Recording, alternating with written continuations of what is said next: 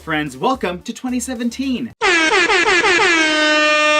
Many of you may be happy to say goodbye to 2016, but before you shelve those Harambe memes, we should stop to remember some of my favorite things to nerd out about. Movies. Last year had some great films, so let's take a look at 7 of the best movies from 2016. Captain America: Civil War. 2016 brought us one of the biggest franchise sequels ever with Civil War. Friends become enemies when international governments unite to enact a legislation to limit the freedom of groups like the Avengers. Iron Man thinks superheroes need to be kept in check and held accountable for their actions via government oversight. On the other hand, Captain America believes that they should be free as individuals to decide how and when they will act. Who do you side with? There is a correct answer, and it begins with an apostrophe and ends with America.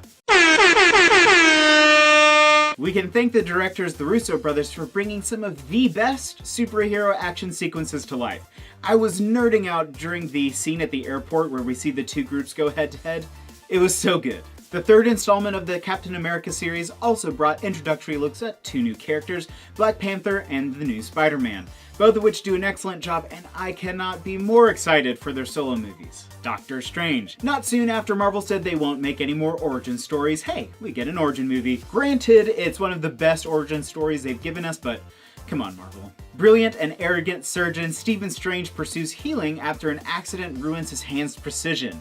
In search of hopes and cures, Strange, a man of science, finds himself at a crossroads when he meets the Ancient One, and his eyes are open to the world of magic and the mystical dangers that exist waiting to destroy the Earth.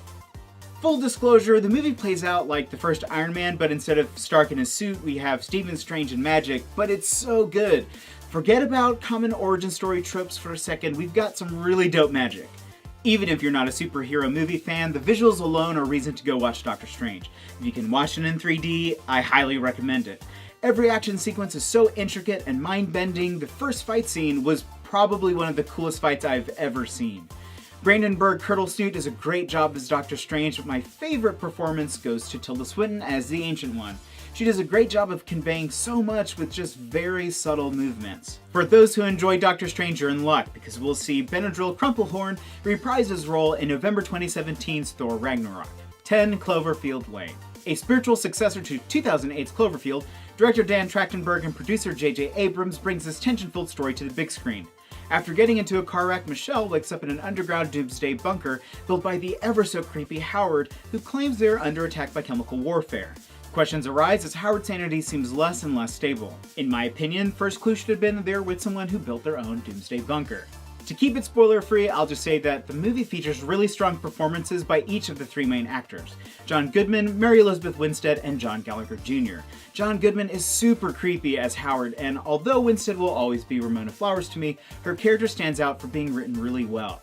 It's a quick hour and 45-minute suspense-filled ride, and definitely worth your time. Side note, this movie has one of the best trailers I've ever seen. Props to the company who made it. Good job, guys. Hell or High Water. Follow 2 brothers, Tanner and Toby Howard, as they fight to save their family's ranch before it's forfeited to the bank. And what other way to do that than robbing banks? It's basically Disney's Robin Hood if Robin was played by Chris Pine and Little John, played by Ben Foster, was his ex-con older brother with an itchy trigger finger. Ooda lolly. At its heart, Hell or High Water is a tale of brotherhood, personal responsibility, and justice. Both Chris Pine and Ben Foster convincingly play brothers who don't always see eye to eye. And on their heels is the soon-to-be retired Texas Ranger played by Jeff Bridges. I found myself confusingly rooting for both sides. The movie also shows crime and violence in a pretty realistic and brutal way, so okay, maybe Robin Hood was not the best example, but I still recommend it even though it would not be for everyone. Arrival. Tasked with deciphering an alien language, Amy Adams plays a renowned linguistics professor who's recruited by the military when 12 mysterious UFOs appear around the world. If you're looking for an explosion-filled non-stop ride of action, this is not it. What starts off as a standard suspenseful sci-fi film becomes one of the most intriguing stories on film this year. Director Denis Villeneuve brings out great performances by Amy Adams and Jeremy Renner. This is definitely one of the deepest sci-fi films I've seen. On the surface, the film addresses language, cooperation, and trying to understand others, but if you look deeper, there's so much more that I can't go into right now because I'm trying not to spoil it for you, but it's so good.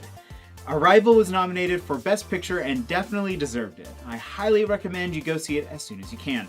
Swiss Army Man. What would you do if you were stuck on a deserted island?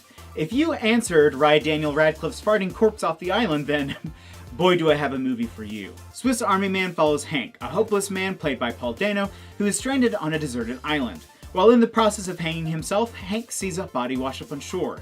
He soon finds out that the kind of alive body, who he's named Manny, has many special uses like that of a Swiss Army knife. He can do things like propel himself forward using farts, produce drinkable water from his mouth, or use his arms like a chopping axe. And that's only the start of it.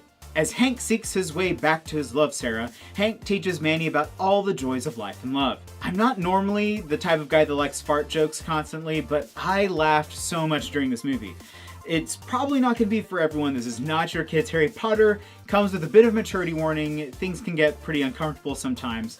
It is by far one of the weirdest movies I've ever seen, but it's certainly earned its status as one of the best movies of 2016.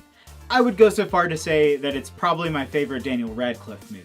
Hunt for the Wilder People. In this New Zealand adventure comedy, Ricky Baker, a juvenile delinquent, is moved from his urban life to live with a new foster family on a remote farm in the New Zealand bush. When child welfare decides to remove him from his new home and put him in juvie, Ricky clumsily fakes his death and heads into the wilderness and is soon joined by his cantankerous foster father Hector. When child welfare catches wind of this sparks a national manhunt for the two unlikely fugitives. At its core, this coming-of-age story focuses on two things: family and the Skunk's life. And let me tell you, you don't choose the Skunk's life, it chooses you. Director YTT, who also worked on 5 The Conchords, blends both comedy and heartfelt moments together. Newcomer Julian Dennison and Jurassic Park veteran Sam Neill, who plays the lovable curmudgeon, really carry the story along. It's delightfully odd and a lot of fun. So this has been some of my favorite movies of 2016. I know there are some great movies not on this list. I actually had to cut some just to keep this video short. So what did I miss? What were your favorite movies of 2016? Please leave them in the comments below, and while you're down there, if you like this video, please hit that thumbs up button. It actually helps me get the word out about my channel, so if you can help me that way, that would be great. Thank you for watching. See you, friends.